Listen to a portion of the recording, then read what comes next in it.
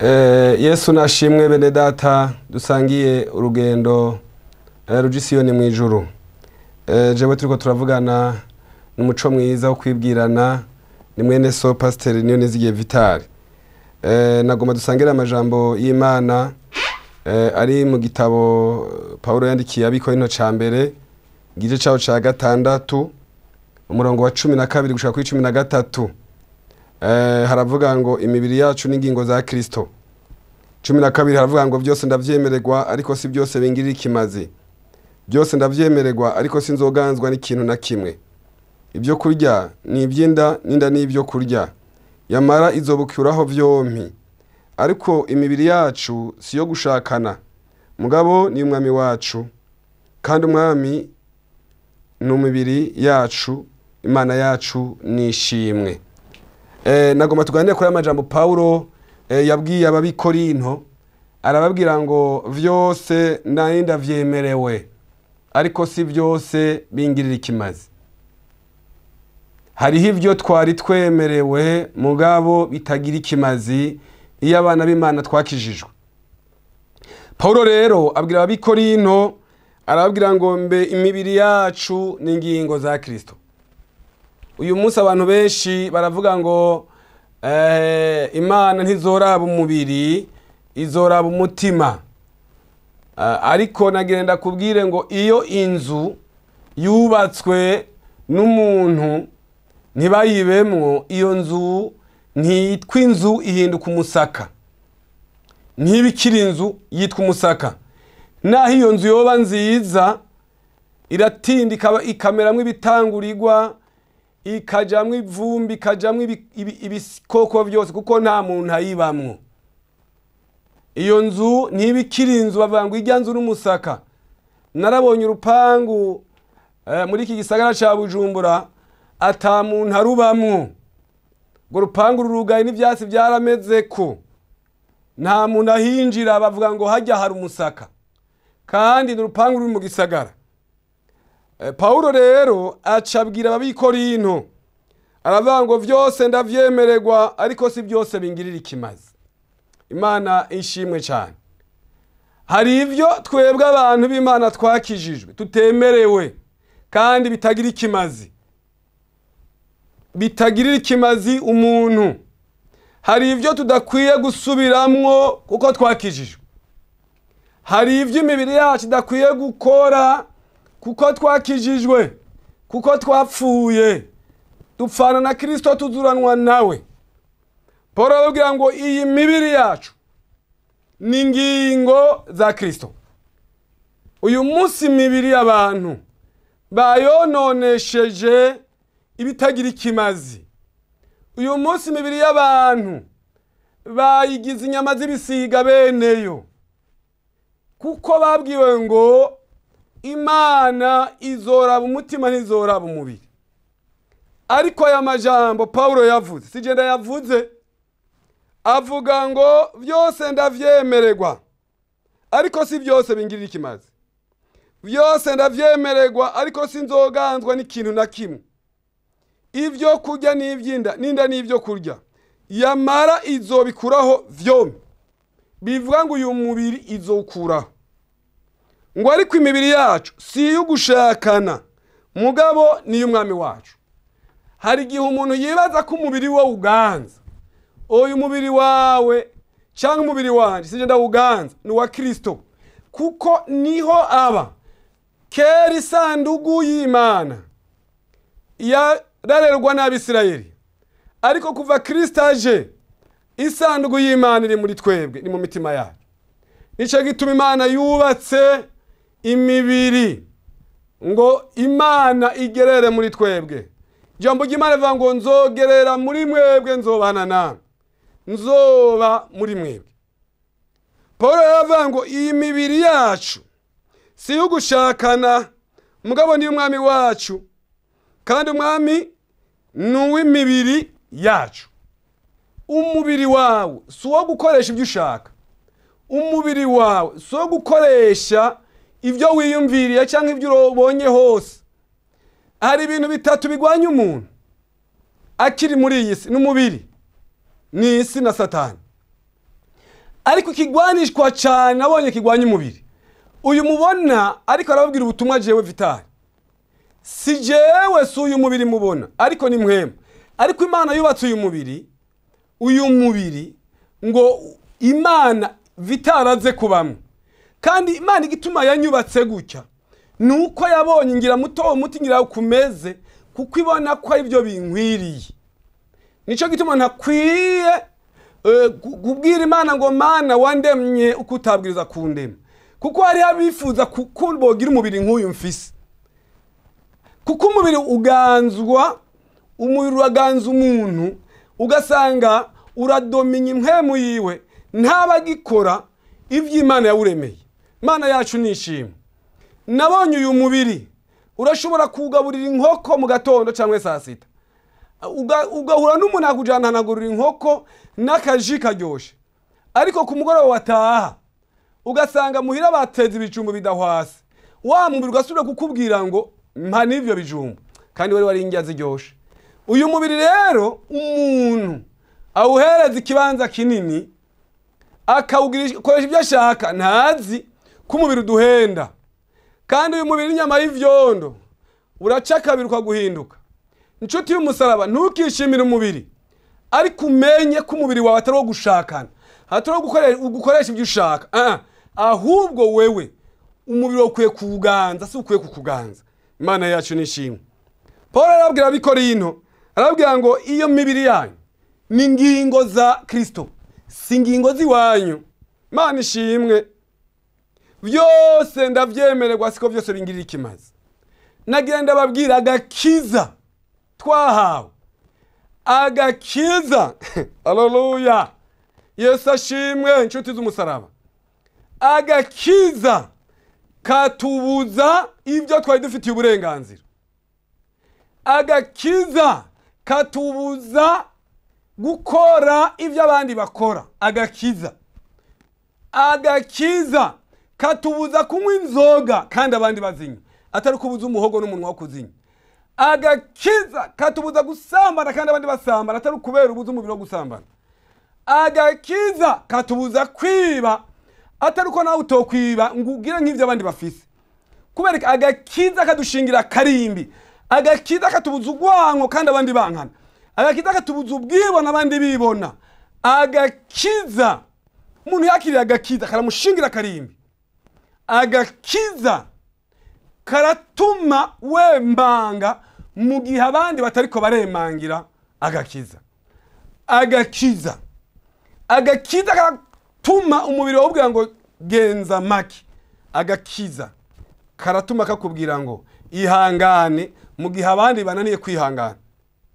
Agakiza niko katubuza ivyo abandi bakora kandi bavuga ngo wowe nta makuru ufise, wewe ntuzi bikora uzokwihanejo. Reka ndakubwira, agakiza kagushingira karimbi kakakubwira ngo ihangane, kurira korarira umuntu bwaca bugatonda impundu zikavuga. Agakiza Yobu karamubujije kurogota ku Mana, karamubujije guhemukira Imana. Umugore wiwe mubwiye ngo tuka Imana ufuveho, bagenzi bamubwiye ngo ivyo ni ivyaha vyawe, ariko kubera agakiza abana be baheze, Imana iravyihoza, yamuteye ibitugu. Ubutunzi bwe bwahoheze kuko Imana yari muzi ko guishingira intahe. Haleluya. Agumana n'Imana avuga ngo ndafise ivyizigiro. Yaraza ati jewe Yobu ibi nabirose, navuye mu nda y'amama ndumwe, nzosubira mu nda y'ivundumwe. Arabwira umugore we ngo umeze nk'umugore nk'abagore bifafa. Ashingira intahe agakiza. Haleluya. Hari amajambo y'Imana yanyoheye kuko gushingira intahe agakiza mu maheruka Imana izigirira neza Yobu, atari kubera abantu bo mwisi bamutwenze. Ariko nagenda kubwire uyu munsi nakubwira ubwo n'ubukene bwawe, ubwo n'ubukene ngene umeze, oya meruko Yesu ashaka, ntumeruko abantu bashaka. Kuko abantu baheza gushira mu manga, ejo bakaguherekeza kugufukisha ivu, ari ugasubira kubazanya n'Imana yawe. Paulo rero arahanura abikorinto, arababwira ngo imibiri yanyu ntikaganzwe n'icyaha, ntimuyikoreshe ibyo ishaka, ariko muganzwe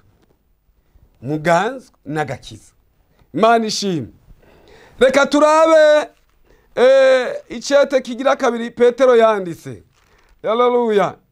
Icete cya kabiri cyanditswe na Petero, igice cyaho cya kabiri ku murongo wa 20 haravuga ngo namba kumenya neza Yesu Kristo umwami wacu n'umukiza cyangwa kwaraduteye kudohoka tukava mu vy'isi bihumanye.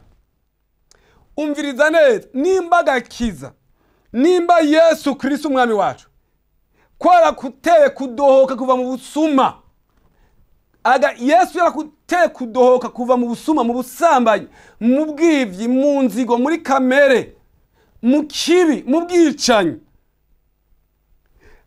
tukava mu vy'isi bihumanye maze tukongera kuvyizingiramo bikatunesha. Ivyo hanyuma vyabo birusha ivya mbere kuba bibi.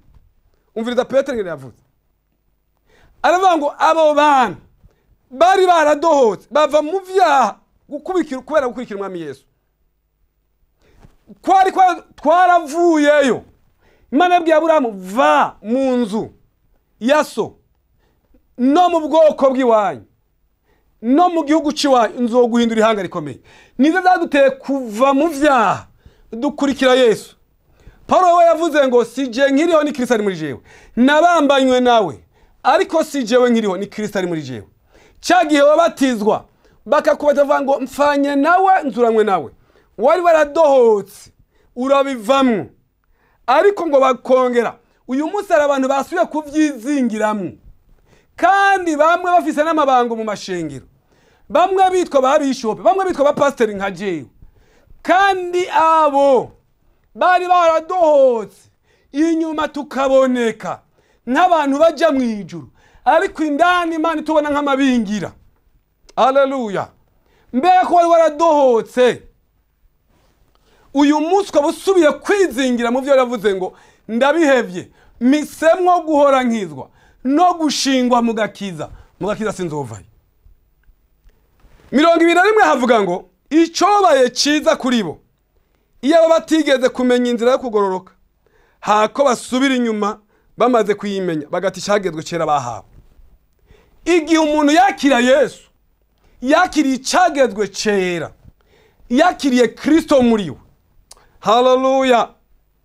Iyo abantu ngo batigeze kumenya Imana, uyu munsi abapagani baradutwenga bavuga ngo nokizwa nka Pastor Vital nofuma ndabire, nokizwa nka naka, ugasanga twebwe abarokore ni twebwe tubujije nabokijijwe. Kubera iki? Ivyo twari twarahevye nivyo twataye icagezwe cera twari twarahawe.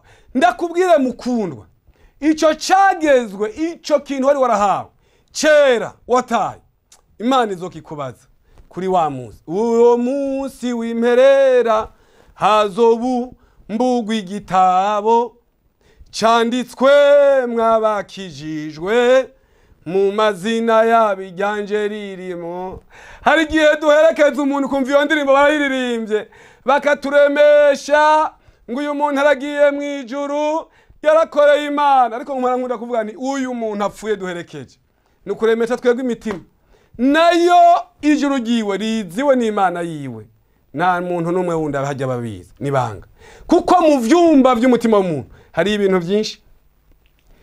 Petero aravuga ngo icobaye ciza kuri bo iyo batabatigeze kumenya inzira kugoroka, hako basubira inyuma bamaze kwimenya bagati cagezwe bahawe cera. Abantu bari baravuye mu macakubiri, abantu bari barakijijwe, abantu baravuye mu busambanyi, abantu bari bavuye mu bwivyi, abantu bavuye kurenganya abandi, ariko uyu munsi barataye ico cagezwe cera. Mwemu yarabaje ko arabakorokerako igihe basezerana nabo bubakanye, bari baravuze ngo tuzokwihanganiranira, tuzosengeranira, ariko uyu munsi barataye ico cagezwe, barataye iryo sezerano.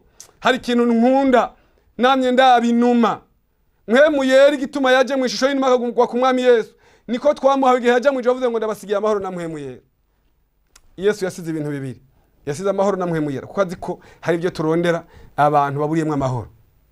na mpwemu yera ni watuganza ni kugira ngo ibi bintu bireke ariko mpwemu yera amaze kuguta ibibazo bica biba nabonye inuma ahantu umugore n'umugabo bagwana ntizihaba naho bazitunze bamwe bazita inkunde ahantu inuma hama induru zica zihunga zikomoka kandi mu kintu nabonye ku numa inuma ipfakaye inuma itamagi abiri ikabero isaki n'inkokazi izo zibiri nizo ca zibana iyo hapfuye inkokokazi isaki ntija kurondera ingore y'abandi oya igumuko cyangwa iyo hapfuye isaki iyo ngore ntija kurondera isaki y'abandi oya igumuko gushika igihe iboneye iyindi numa yafakaye bikumvikana bikabana atari ukwigumuko nico gituma mubona mpwemu yera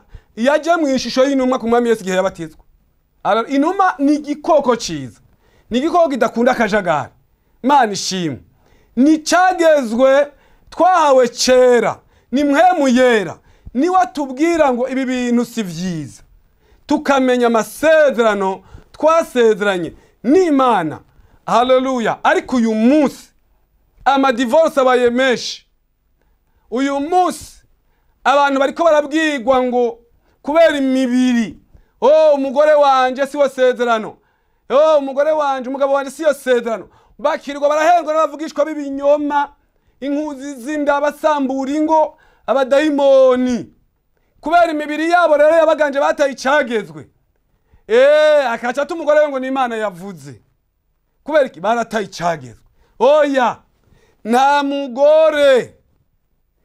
mugore atumugabo ngo aje kurongorwa n'undi azobona Imana ndagusezereye udoshake bo kisengera 500 nta n'umugabo atumugore wiwe ngo aje kurongondera ubundi oya ndagusezereye ariko Bibiliya twemera neza ko uyu mugabo apfakaye cyangwa umugore afise uburenganzira bwo kurongorwa n'umusore cyangwa guhura n'undi mugabo yafakaye iryo nibwirizwa ry'Imana ariko kuko imibiri yacu isigaye tuganza twataye ivyagezwe dusubira inyuma tuja kumvira amajwi atariyo Imana yacu nishimwe ndaguhebuje wewe wibaza yuko ivyo urimwo kuko wataye icagezwe c'Imana haleluya hari ikintu nkunda kwibaza Imana ireka umusore n'umukobwa bakareshanya umwaka ugahera 2 bakagenda bakaja mu miryango bagakwana bakagira mariage mu rusengero etat civile mu gihugu hanyuma bamara kubana imyaka 3 bakavyara n'abana 2-3 iyo Mana iza kuza mu nyuma ngo iyo sisezerano ryawe iyo Mana ivuye he oya abona bataye ivyagezwe abo bataye ivyagezwe vy'Imana baganjwe n'umubiri ncutira kuganzwa n'umubiri ihangane senga umubiri wawe ntukuganze haleluya hano ku murongo wa 22 havuga ngo ivyabashitseko nivyo uyu mugani w'ukuri ngo imbwa isubiye kuvyidashwe kandi ngo ingurube yuhagiwe isubiye mu kwivurunga mu vyondo ni jambo ry'Imana sije ndabivuze mucete kigira kabiri ca Petero igire caho ca kabiri uwo bisome guhera ku murongo wa 22 Petero aravuga ngo abo bantu baganjwe n'umubiri ngo ibibashitseko canke ivyabashitseho nivyo uyu mugani uvuga ngo imbwa isubiye kuvyadashwe yemwe nimba ari ikintu nabo igitungano kibi ni imbwa ni jambo ry'Imana mu byahishuwe Yohana igice ca 22 havuga ngo inyuma hazoba imbwa ubusambanyi imbwa n'abarozi n'abantu bakunda kubesha bakabikora iyo urose imbwa n'ubusambanyi babwira bugutere urakemeya mu izina rya Yesu imbwa ni igikoko kibi imbwa ni igikoko kijya kigahaga kimaze kubona cuzuye inda kikagenda kikimba kikadaho kigafuka cyasubira gusonza kikadagafurura kajya bimwe cyadaho Petero aravuga ngo aba bantu bataye icagezwe aba bantu ngo bameze nk'imbwa isubiye kuvyadashwe ivyo bari barahevye abantu benshi barasubiye mu byo bahevye basubiye mu busambanyi bararenga ibigo baratwara abagabo babandi baratwara abagore babandi babakobwa haleluya kandi bari bavuze ngo ndahevye nakiri icagezwe cera c'Imana. Imana iratevye kunyishura, reka niyaranje ndabe ko nosunika iminsi. Ariko umurinzi yaravuze ngo iminsi irahita vuba, irahita yihuta, kuko igenda benshi bapfa batamenya umukiza, kandi bari baramenyeye nayo. Ngo kandi uri mugani ngo ingurube yuhagiwe isuye mu vyondo. Ingurube naho yuhagira ibonye ahantu hari ivyondo isura ikikubitamo. Hari abantu bari bariyuhagiye ivyondo vy'ivyaha, ariko uyu munsi kubera imibiri basubiye kwivurunga. Nagenda babwira nshuti z'umusaraba, nta deliberation y'Imana ihari. Deliberation y'Imana nuko Yesu akikurindiriye, nuko Yesu akirindiriye ngo wumvire ijwi riko rirakuburira. Kandi ngenda kubwire urupfu Imana itaraje urufugoza. Haleluya. Urakwiye kuva muri ivyo bintu wasubiyemwo, ugasubirana n'Imana yawe ukihangana. Kandi ijambo ry'Imana rivuga ngo abihanganye Imana ibita abanyehirwe. Imana yacu nishimwe. Kwihangana gushika kwiherezo, na Yesu yarihanganye ku musaraba gushika nesheje urugamba. Haleluya. Narasomye ijambo ry'Imana mu butumwa bwitwa bwanditswe na Luka igice ca 2, havuga umukobwa wa Fanueli. Ana ngo yari umukobwa ngo kurongorwa kwe yabanye n'umugabo imyaka 7, ngo acarafakara, ngo acaba mu rusengero rw'Imana asenga Imana yemegwa n'Imana imyaka 80 n'Imana, ngo abantu baramushima. Haleluya. Niko na Samuel vyamushikiye igihe abahungu ba Eli bonone ivy'Imana bakasubira bakivurunga bagasambana n'abagore ngo bakora ivyo mwihema gibonani. Uyu munsi abantu basambanira mu rusengero, abantu bagasambana bakora ibikorwa vy'Imana, nibibatera ubwoba bakaja ku ruhimbi. Nagirenda kuburire nshuti y'umusaraba, uyo mubiri wawe hayi ngubi inyama z'ibisiga, ariko mubiri wawe niho mpwemu Imana yaba warataye icagezwe. Ariko urakwiye gusubira kuganza umubiri wawe. Mubiri wawe ntukuganze gukoresha ivyaha, wigire ibyo wiyumvira. Oya, mubiri wawe uhereza Imana. Haleluya. Bibiri ivuga ngo Samweli we yashimwa n'Imana n'abantu. Uyu munsi ari abantu birangagiza amajambo y'ukuri. Uyu munsi ari abantu bavuga ngo ariko baducira imanza. Reka ndakubwire, haleluya, reka ndakubwire ndakuburire, va muri ivyo urimwo, hunga ntupfe, kwezi kwa 4 kwarakurenganya, Imana irakwihengagiza. Ariko hari igihe ukwezi kutogusiga, mbega uwo wojahe? Imisi yo kubaho k'umunsi ni mike ni nk'iy'umucangero. Uyo mubiri wahaye Satani n'abadayimoni, ugarukane kuri Yesu. Subira wakire Yesu, subira wihane, subira umwakire. Nagirenda kubwira uyo mubiri kubesha, nushaka kuwanguka ucisha bugufi, uragenda muri Prince Regent, uragenda mu bitaro bitandukanye ngaha, urabamanitse amaguru, uraba abantu bagwaye amakanseri, uraba abantu baciye amaguru, uraba abantu baciye amabere, uraba abantu baciye amaboko, uraba abantu batakibona. Vyotuma uyo mubiri wawuhereza Imana, kuko igituma Imana igakwihanganiye. Kandi abo bantu bamwe bari mu bitaro, hariho abantu batigeze bononesha imibiri yabo, ariko kandi Imana ibashingira intare. Ibizodutsindisha birahari. Inshuti y'umusaraba, we wasubiye mu vyo wari warahevye, we wasubiye mu vyo wari waradashwe, we wasubiye kwivurunga, ndagenda kubwira garukana kuri Yesu. Subira ugaruke wihane. Yesu aracateza ibiganza, Yesu aracandindiriye, aracakurindiriye. Na wundi arindiriye ni wewe. Oya, ni wewe warindiriye. Kumbure bagenzi baraguhenze, kumbure warahenzwe. Kandi uyu munsi abantu benshi duhendwa nabo twita bene data. Uyu munsi abantu benshi duhendwa nabo twita bene data. Ugasanga umuntu ariko arakora amakosa, ngo na pastor yakora, ngo na nakara yakora. Oya, haleluya. Umuntu wese azobazwa n'Imana ku giti ciwe atari kubwa mugenzi we. Ntuzovuge umunsi w'urubanza. Mpora nkunda kuraba amasentare yo mwisi. Umwana arashobora gukora icaha, canke umugore, canke umugabo, ariko uwo mwana canke uwo mugabo agenda imbere ya sentare wenyene, bakamushira ko minote wenyene, bakamujana mu mpimba wenyene. Ntavuga ngo papa, mama, kuko wabikoze ubizi. n'imbere y'Imana nuko nimba sentare zo mwisi za kwigisha sentare mu ijuru yo iragutegereje nanje yantegereje nagenda kubwira ngo garuka reka gusura kwivayanga ibyo wivayanzemo bivemo fata ingingo suri fata ingingo usubira ufata ingingo wakira umwami Yesu uvuge ngo umwami Yesu ndasuye kukwakira mbere umwami n'umukiza mu buzima bwanje sura mwaya amajambo uvuge ngo umwami Yesu ndihanye mwami Yesu ndavuye mu byo nasubiyemwo mwami Yesu ndasubiye kuja mu murongo wawe kandi aya majambo ni wayatura ugende wegera umukozi w'Imana kwegereye ugende mwishengero uvuge ngo mwarimu pastori ndasubiye kugaruka mu gakiza nayi narasubiye inyuma ivyo wakoreye mu mpisho pastori n'amarimo batazi Imana yabibonye ariko uyu mwanya wosubira ukakira umwami Yesu yosubira kubana nawe ningomba ndagusengere usubire mwayo majambo ndakubwiye kandi Imana ikugirira ikigongwe usubire uganire imigendere myiza n'Imana Imana mu ijuru guhezagire wewe wumvise aya majambo kandi aya majambo asubira gutera intege usubire mu nzira nziza y'agakiza data wa twese uri mu ijuru ndagushimiye kuri aba bantu bumvise aya majambo agira ubushobozi mu mitima yabo agira ubushobozi mu bugingo bwabo basubire bakwegere basubire bave mu byo basubiyemo basubire bakwegere mwami Imana basubire mwami Imana mugiranire imigenderanire myiza basubire bakire icagezwe cera bataye urakoze mwami Imana urakoze ko bavyumvise urakoze Imana kubahariye kandi bagiye gusubira mu nzira nziza urakoze Yesu ndagushimiye ndaguhaye icubahiro ugire neza abantu bawe ubuntu bwawe busubire bagaruke ko mwizina ryo waducunge Kristo Yesu amen.